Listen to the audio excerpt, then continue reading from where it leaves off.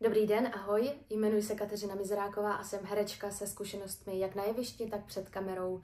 Měřím 169,5 cm. Momentálně studuji na Janáčkově akademii muzických umění v Brně, kde jsem v posledním ročníku. Ráda zpívám, tančím, věnuji se sportům od míčových her až po samotné cvičení a běhání a dorozumím se anglicky a mám řidičák skupiny B. Dokonce, když jsem byla na střední veterinární škole, tak jsem se naučila řídit traktor.